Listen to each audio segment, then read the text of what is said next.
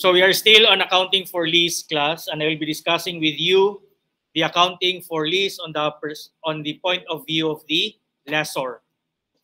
Okay, so I hope you already know what happens in a lease arrangement. You have a lessor and a lessee. The lessor is the owner of the property being leased out to the lessee in exchange for payments coming from the lessee. So the accounting issue on the part of the lessor class would be on the treatment on its income. Because the only reason that the lessor will be engaging in these activities is because it will generate revenue on its part. Okay? But we have an issue class. Because if you can recall in your conceptual framework, or even in your past one class, for a property to be considered as an asset class, you should be able to enjoy its benefits class. You should be able to exercise control, and you should be able to enjoy its benefits. And that is where the problem with leasing comes in. Okay, what will happen in leasing class? Who ends up enjoying the use of your property? It would be somebody else. It would be the lessee. So we will now be asking the question, would it be right for the lessor to continue recognizing this asset as its own asset, even though it is not reaping the benefits from this asset? So that is why we will have to make a determination as to what kind of lease the lessor is engaged in. Very quickly lang, in a lessee class, we do not distinguish. Okay? We only use one classification for leases from the perspective of the lessee. But on the part of the lessor class, there is a need to distinguish different kinds of leases because, again, we have the requirement that for a property to be recognized as an asset, you should be able to enjoy benefits class. And if essentially somebody else is using it for the entirety of the life of that asset, then basically all of the benefits and all of the risks are already transferred to the lessee. And in that case, there will be no reason for you to continually recognizing such property as your asset. Okay? But on the revenue side, class, no doubt the lessor should recognize revenue. Our bigger issue is on the side of the recognition of the asset.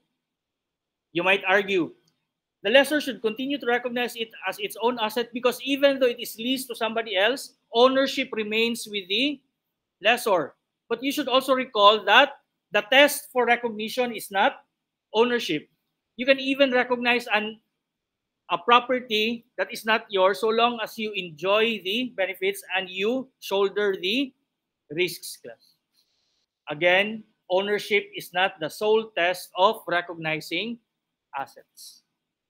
Okay, so going forward with the revenues class, there is now an issue as to what kind of revenue will be recognized by the lessee. And again, the type of revenue would depend on the type of lease. Okay, but as to the flow of the transaction class, what happens here? A property is owned by the lessor. It will be used by the lessee. In exchange, the lessee will be making periodic payments to the lessor. Okay? And if there is a lease contract class, the amount that will be received by the lessor can easily be determined. So the issue now is, when will the lessor recognize these payments as revenue? And when will they be recognized as a receivable? Okay? But of course, the general rule is recognize a revenue when it is earned. So you should not be recognizing every amount promised in the contract at the point of execution class or at the commencement date. Okay? And how do you earn lease income class? It is through passage of time by continually allowing the lessee to use the property. The longer you allow the lessee to use your property, then the higher the amount that you're entitled to payments. Okay? But again, because of the contract class, you can already determine the amount that you can receive as early as the commencement date. So it's possible we would end up recognizing the lease liability at the commencement date. But that doesn't mean that the entirety of the receivable will already be recognized as revenue at the commencement date. So what happens if you recognize the receivable in advance. What will happen if you recognize the asset in advance? That means you're basically recognizing an unearned income class. And again, the challenge now is how do we recognize this unearned income? At what amount are we going to recognize this unearned income? And on what period will this unearned income be recognized? So if it's just a matter of passage of time class, then the correct treatment there would be to recognize the income as your interest income. Okay, and as you should know, interest income is earned through passage of time. Because basically we have given up the asset in exchange of the payments that we will receive. So you can think of it as a form of sale class wherein the payment is just in installment. Okay, so again, there's a need for us to go deeper as to the arrangements between the lessor and the lessee. And that is why, as you should have read in your textbook class, there are two classifications of leases from the perspective of the lessor, and these are your operating lease and your finance lease. We will discuss operating lease last because we want to discuss the difficult problems first. Is that how you feel, class? But that's how it ends up being presented in most textbooks. We start with the difficult topics first and save the easier topics last. Is that productive? Because we discuss the difficult problems first, you'll develop trauma, class. And by the time we discuss the easy topics, you have lost all confidence in yourself, that you would think, it can't be this easy, so what I understand must be wrong. So even though the topic is already easy, you would second guess yourself. Okay, you cannot believe, am I really finding this easy? Since I'm finding this easy, something must be wrong with what I'm doing, even though you're actually doing it right, class. So should we be discussing the easy topic first? If we do, what could happen? You also end up developing a false sense of security, class. You would say, the first topic was very easy. Even if I do not pay as much attention on the later topics, I can still understand it. I can just wing it. But by the time you try to answer the problem, you would say, this is very difficult. It's impossible to learn this one because you've grown accustomed to easy problems. So which one is the right approach, guys? Just study, guys. So again, we'll be discussing, to follow the flow of your textbook, we'll start our discussion with your finance lease. Okay? And the problem class, as I mentioned earlier, there's only one classification on the part of the lessee, and that is the lessee classifies all leases as finance lease. Okay, although there are some exceptions, but the general rule is that leases are to be classified by the lessee as a finance lease. That's it. The problem now with the lessor class is that we will have to classify leases into operating and finance class. And again, we've set aside operating because we said it's easy. We now focus on finance lease. Our next problem is that finance lease on the part of the lessor is further subdivided into two classifications, class. And what are these two classifications? These are your direct financing and your sales type. Direct financing is basically our most basic understanding of a finance lease. It is just being leased out. We are just renting out our property. But again, we cannot classify it as an operating lease because of your recognition principles, because we have essentially given up control. We have already transferred all the risks and rewards of the asset. There may be a need for us to recognize the leased asset. So what happens in direct financing lease? The lessor is basically engaged in leasing class. But again, it's not as simple as an operating lease because in a direct financing lease, the lessor has essentially transferred all the risk and rewards over the asset to the lessee, thereby requiring certain accounting treatment class. For the sales type class, as the name suggests, we are basically trying to, what's the correct term? To disguise a sales transaction into a lease transaction. And this is the one I mentioned earlier.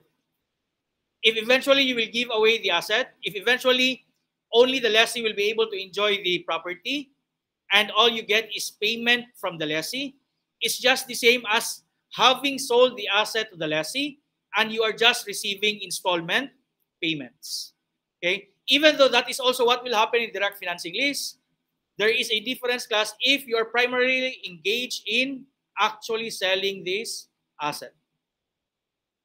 And the difference really just falls on the type of revenue that will be recognized.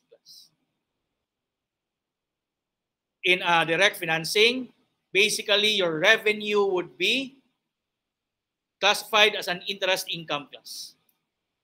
Okay, you're still receiving payments for the asset, but it is not classified as an income class because it is considered as payment of the asset class. It's an exchange transaction. So the only income that you will be recognizing in direct financing would be the interest class. Okay, but in a sales type, as the name suggests, it is a sales type lease. Aside from interest income, you will also be recognizing a profit class, a gross profit, which we will be referring to as your manufacturer's profit or your dealer's profit. Okay, but this is now the scenario class. The value of the asset is 500,000. You own this asset, and the value of this asset to you as the lessor is 500,000. Okay, the cost of this asset in your books is 500,000. You list out this asset for 10 years, and each year you will be receiving 1 million. So the total amount that you would be getting would be 10 million. So the question now is, will you treat the entire 10 million as an income? The answer is no. Because what should you treat as an income? Only the amount in excess of the asset you have given up. Okay? You will receive the entire 10 million, but not the entire 10 million will be a profit on your part. I hope that makes sense to you. Why do we say that the 10 million is not our profit? Because for us to have earned the 10 million, what did we do? We had to give up the asset worth 500,000. So basically, the total profit from you is the, let's change the cost. Okay? It will confuse you whether I'm talking about the cost or the profit. Let me change the cost to 600,000. Okay? The cost of the asset is 600,000. You are leasing this asset for 10 years for a payment of 1 million per year, or a total payment of 10 million. Total revenue that you will receive, total payment that you will receive is 10 million. Will it be correct for you to say that your profit or income is 10 million? No. Because for you to have earned this 10 million revenue, you had to give up this asset worth, did I say 600,000? Let me change it to 6 million class. So 10 million and 6 million. Okay? So the profit on your part would just really be 4 million. And I hope that makes sense to you. If not, class, it will be very difficult to me to explain why you have a profit of 4 million. That confusion should not be at this level. You're earning 10 million in exchange of an asset worth 6 million. So the net profit on your part would just be the 4 million. Okay? So the question now is, when do you recognize the profit of 4 million? Again, in direct financing, it would be wrong to recognize it at the commencement date, because basically what you're earning is just payments class, and what you're earning is just the interest on this payment, applying the concept of time value of money. So you're going to spread out this 4 million through the lease term. This interest again is earned through passage of time. Okay? But again, going back, what I want you just to understand is how much is the net profit as to you, as the lessor. Again, it is the 4 million. Okay? Let's not focus as to when the 4 million will be recognized. Let's not focus on at what amount this 4 million will be spread out over the lease term. What I want you to understand lang is that from that transaction, you end up gaining 4 million. Okay? Let's move to sales type class. In sales type, again, you're just disguising the sale as a lease class. Okay? So the value of the asset is still 6 million. Okay? And you're actually selling this class for 9 million. If you were to sell this outright, you would be receiving 9 million. But because you will accept the payment through 10 years, you will accept installment payment for 10 years. And in our example, you will be accepting payment of 1 million for 10 years. The total amount that you would receive would be 10 million. Okay? But if it had been sold for cash outright class, how much would you have received? Only the 9 million. Okay? But how much would you end up receiving all in all? You would receive 10 million. And how much was the value of the asset? It was 6 million. So the total profit in your part would still be 4 million.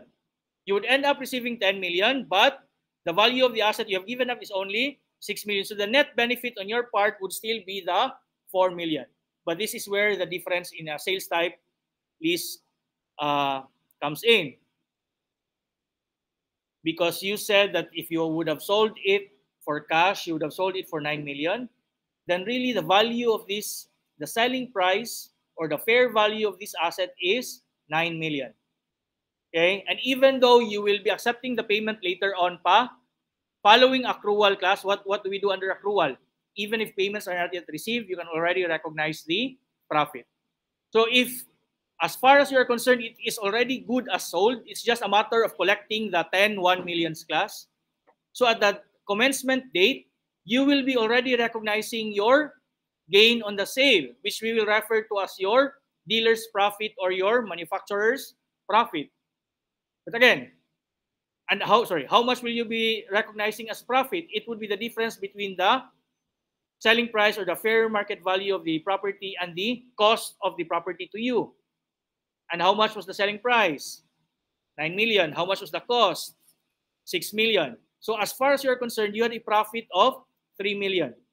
Okay? But aside from the 3 million, you will also have another source of profit. And that is the extra 1 million you would be receiving. And why do you receive extra 1 million? Because you agreed to an installment term. So basically, you're earning extra 1 million just because you agreed to an installment payment scheme. So how then should we call the extra 1 million class? The extra 1 million would be treated as an interest income. Okay? So in a sales type lease, what's happening? You will be recognizing a profit, a dealer's profit of 3 million, and you will be recognizing interest income in the amount of 1 million. Okay? So how much total profit are you going to be recognizing throughout the lease term? It would still be 4 million. Okay? But comparing that one now to your direct financing. In the direct financing class, what are you going to do with your 4 million?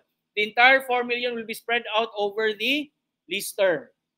Okay? Will it be 4 million divided by 10? No, because we use the effective interest method.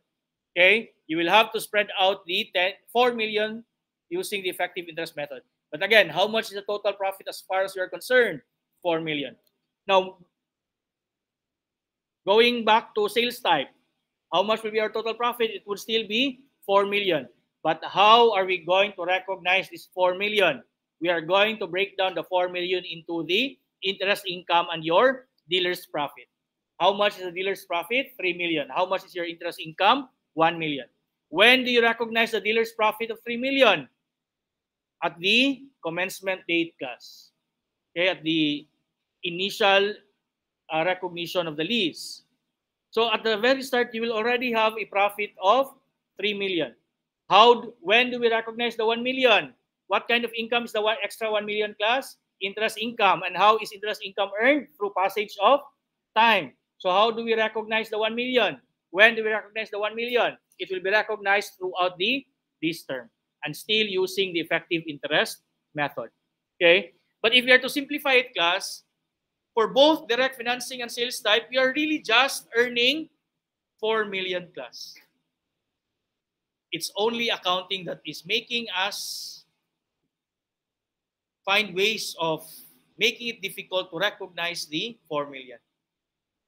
We have a lot of principles, your matching principle, your accrual accounting. It's because of these accounting principles, there will be challenges on how to recognize the 4 million. If we were persons having no background of accounting class, what would be our most simple understanding of the transaction? Ginansyata og 4 million. We do not care about time value of money. We do not care when we are going to receive this amount. As far as we are concerned, we are earning extra 4 million. Again, in accounting, we have to conform to a lot of rules. So the main distinction really is on how you are going to recognize that 4 million. In sales type, large amounts of profit are recognized at the start. In direct financing, all your income would just be recognized throughout this term. Okay? But on its most basic core class, we're really just earning the difference between everything that we are receiving and the value of the property. Okay, that's it. How much will we end up receiving all in all? 10 million. How much is the value of this property on our part? 6 million.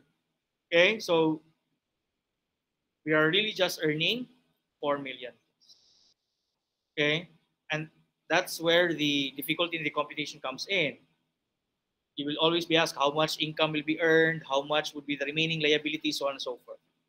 Okay, but again, it can be simplified, oversimplified into everything you will receive minus the value of the asset to you. Okay, and we do not like sales type class. Okay, we have to deal with two types of profit. Okay, in our example, it appears very simple and straightforward. Why?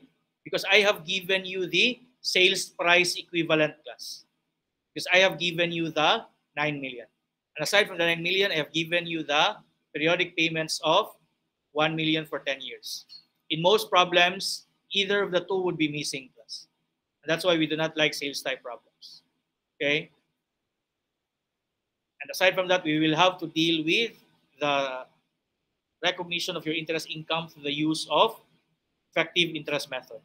Okay? But at least in direct financing list, that's our only problem, the recognition of your interest income using the effective interest method. Okay, but hopefully, you need to understand direct financing list because you will use this one for the interest component. Then we will just add the concept on your dealer's profit to account for your finance list under sales type. Okay. Now, what's the most crucial concept then is needed for direct financing list? It would just be your effective interest method class. And is this the subject that is supposed to teach you your effective interest method class? The answer is no. So there's really no reason for you not to get direct financing list because the most crucial here is just your effective interest method. Again, this is not the subject that is supposed to teach you your effective interest method. My other classes said that I told them that you should already know about the effective interest method and the time value of money even in senior high school. They said they did not have that topic.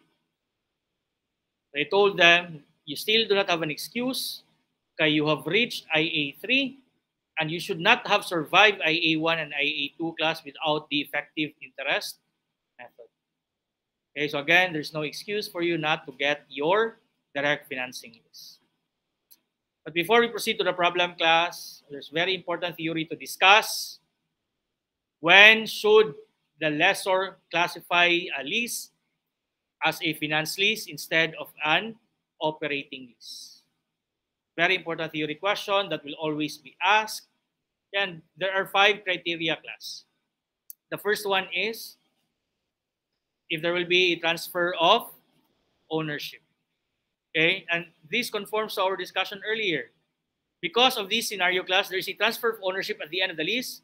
Basically, you've already transferred all the risk and rewards. So there's no reason for you to continually claiming the asset to be yours. And that is why, if that is the case, you should recognize the transaction as a finance lease. Okay, that's the first criteria. Plus, if you only have one takeaway from today, let it be the 5 criteria class. If you can only remember one part of everything I'm discussing today, let it be the 5 criteria class. And what's the first one? There is a transfer of ownership to the lessee at the end of the lease term. The phrase I want you to remember is at least the transfer of ownership. Okay, but you can expand class. Transfer of ownership to whom? The transfer of ownership is from the lessor to the lessee. And when will the transfer of ownership happen? After the lease or at the end of the lease term. But at the very least, what do I want you to remember for the first criteria class? Transfer of ownership. At the end of the class today, I might ask some of you to recite these 5. Okay? You should master these 5 things. What's the second one I want you to remember? BPO. What does BPO stand for? Bargain purchase option. What do we mean by, what does it mean if there's a bargain purchase option? There is an option. Option to what? To purchase. Purchase at what? To purchase at a bargain price. What will you be purchasing? The leased asset. Who is given this option class? Of course, it is the lessee. The lessor will not have an option to buy it because in the first place, it is owned by the lessor. So what's the second criteria? If there is a BPO. What does BPO stand for? Bargain purchase option. What is a bargain purchase option? An option to purchase the leased asset at a bargain price or at a discounted price. Who is given this option? It is the lessee. Okay, and when can it be considered as a bargain purchase option class? The price must be significantly below the expected market value of the leased asset when at the end of the lease term. Okay, if the BPO is low, if the purchase option is lower than the expected value of the asset at the end of the lease term, then that will be considered as a BPO.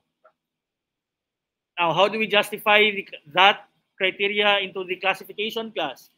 Okay, if by the end of the lease term, the lessee can buy it at a very cheap price, then basically you have given it already to the lessee class. So who ends up enjoying all the rewards and shouldering all the risk class? It would already be the lessee. So it should not be classified as an operating lease. It should be classified as a finance lease. What's the third criteria?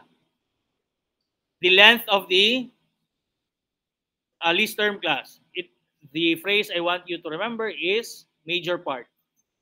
What is the major part? The lease term. The lease term is a major part of what? The life of the asset, the remaining economic life of the asset. Okay, again, what's the phrase I want you to remember? Major term. What is to be major part? What is to be a major part? The lease term should be a major part. Major part of what? The remaining life of the asset. Okay, so far what do we have? What are the 3 criteria we've already discussed? Number 1, transfer of ownership.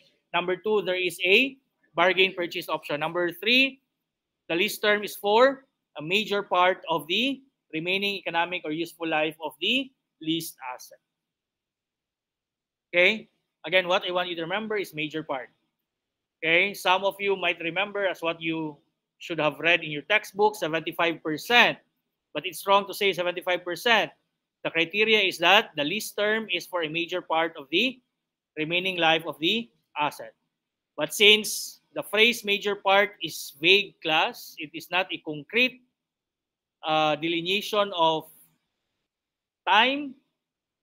We are given with a guideline that what is considered a major part is if the lease term is at least 75% of the remaining useful life of the asset. Okay? The criteria is major part, but what will be considered as major part is if the lease term is 75% of the remaining life of the asset. Okay, fourth one class is, this one is more difficult to remember, class. What's the phrase to remember here? Substantially all. Okay.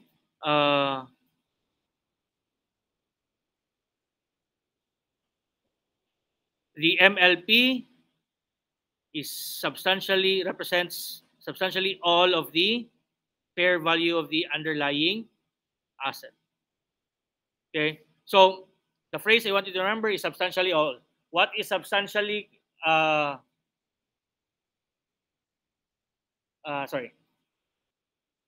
Exceeds substantially class. What I want you to remember is exceeds substantially. What exceeds substantially, class? The present value of your MLP. What does your MLP stand for? MLP stands for your minimum lease payments. Okay? So your present value of your minimum lease payments should exceed substantially what? All of the fair value of the leased asset. So in the fourth criteria, you're basically comparing two amounts, class. In the fourth criteria, you're basically comparing two amounts. The PV of MLP and the FV of the leased asset. Okay, you can remember it just by those letters, class. The PV of your MLP exceeds your FV of your leased asset. Okay, if the present value of your minimum lease payments exceeds substantially all of the fair value of the leased asset, then the lease can be considered as a finance lease. Okay, so again, what are the four criteria we've discussed so far? First one is transfer of ownership. Transfer of ownership from the lessor to the lessee. Ownership over the leased asset. Second is BPO. BPO stands for bargain purchase option, which is an option to purchase the leased asset at a bargain price. When will it be exercised? At the end of the lease term. Third criteria is major part. What is to be a major part? The lease term. The lease term is to be a major part of the remaining economic useful life of the leased asset. Fourth is exceed substantially. What is to exceed substantially? The present value of your MLP. The present value of your MLP, what does MLP stand for? Minimum lease payments. The present value of your minimum lease payments should exceed substantially what? All of the fair value of the leased asset. So what are you basically comparing in the fourth criteria, class? The FV of MLP is compared with the the PV of MLP is compared with the FV of the leased asset. And the fifth one, class, is specialized nature, class.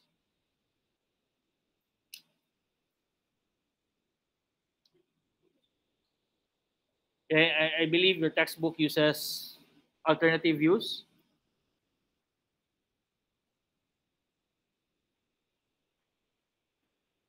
So if the nature of the asset is of such specialized nature, class, wherein realistically only the lessee can make use of the asset, then the lease can be considered as, should be classified as a finance lease.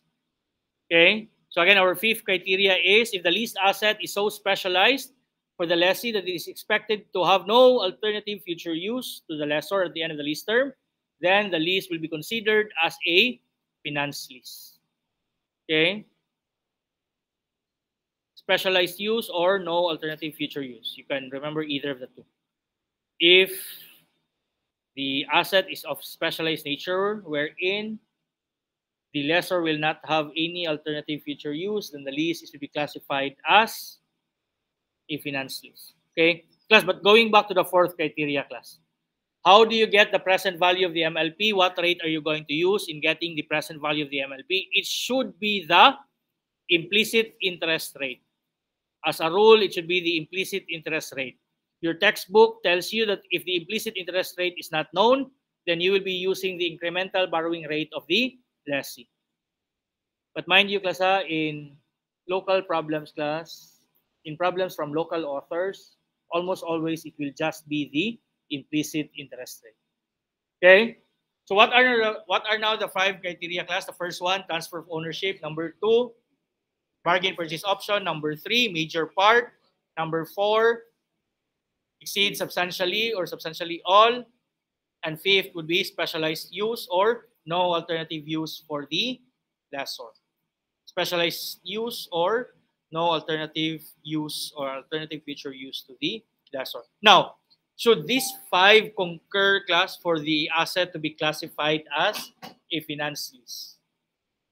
No, the presence or existence of any of one of the five would be sufficient for the lease to be classified as a finance lease. Because if you can remember one part of everything we've discussed today, let it be the criteria for the classification of a finance lease. And what are the criteria, class? Number one, transfer of ownership. Number two, bargain purchase option. Number three, major part. Number 4, exceeds substantially. And number 5, specialized nature, specialized use, or no alternative future use for the lessor.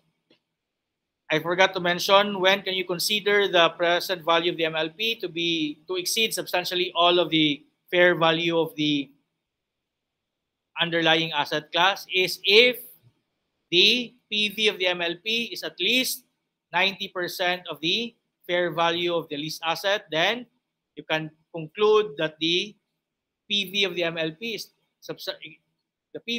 exceeds substantially all of the FV of the underlying asset. Okay? When can we consider the lease term to be a major part of the remaining life of the asset class? 75%. So hopefully you know how to compute percentages class.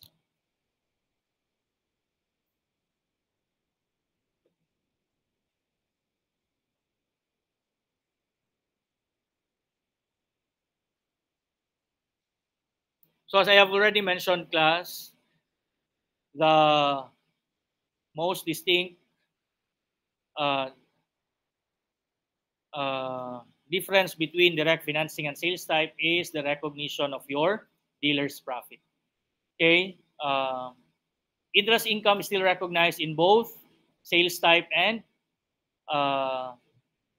direct financing. It's just that in direct financing, every gain, all the gain that we, as far as we understand, all the gain that we would derive from the transaction will be recognized as interest income. Whereas in sales type, it will be split between your dealer's profit and your interest.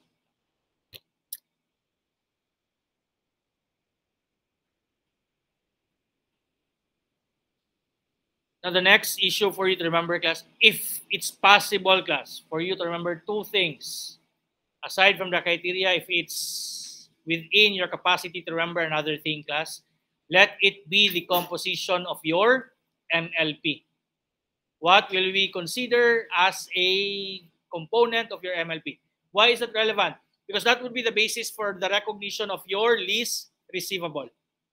Okay, your MLP would be your source of payments. And again, your source of payments would be the source of your interest income and your dealer's profit if sales type. Okay, so again, very important.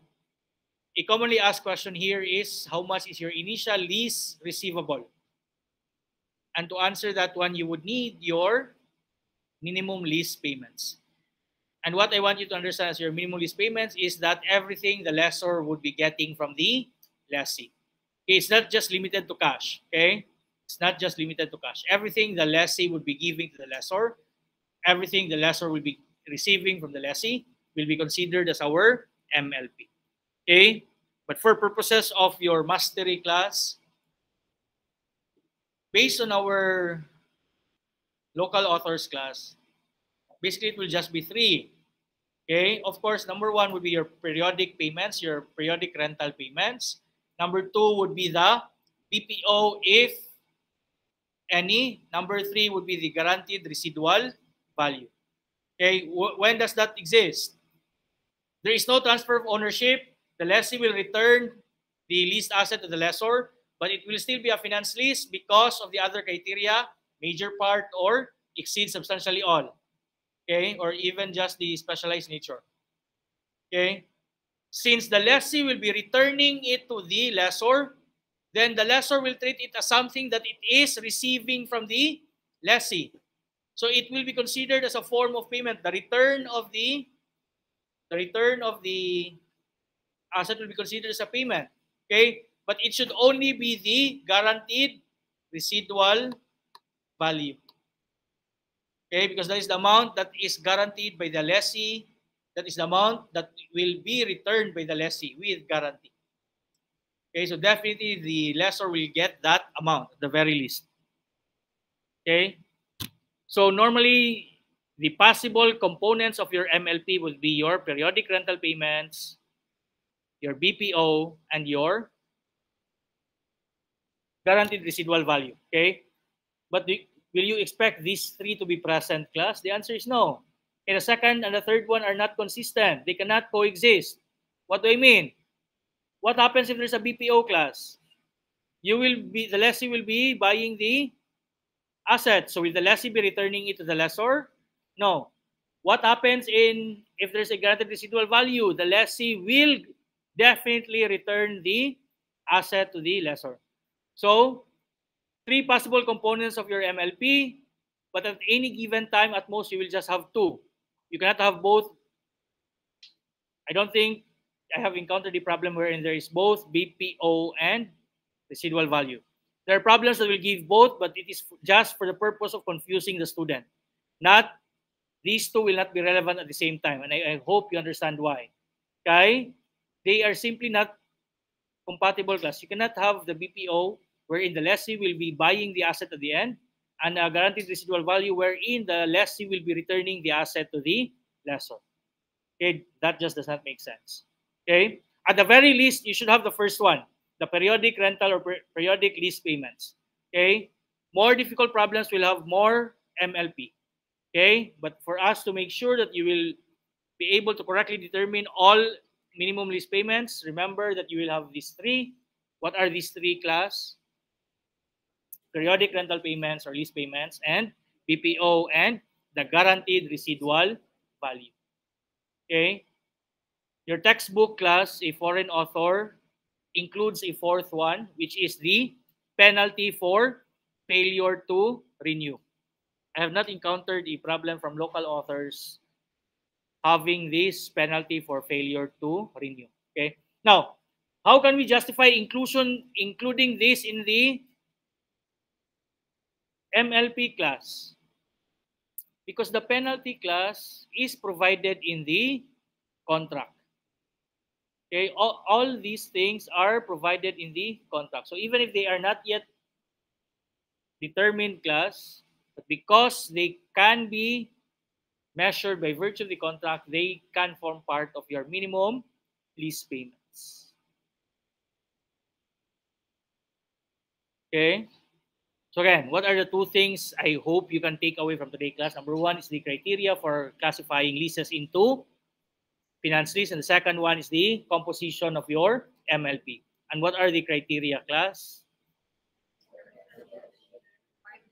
Sorry, transfer of ownership, bargain purchase option, major part, which is equivalent to 75%, exceeds substantially all, which is equivalent to 90%, and if the lease asset is of specialized nature, wherein it will not have any alternative future use on the part of the lessor. For yours exceeds substantially all class, what are you supposed to compare?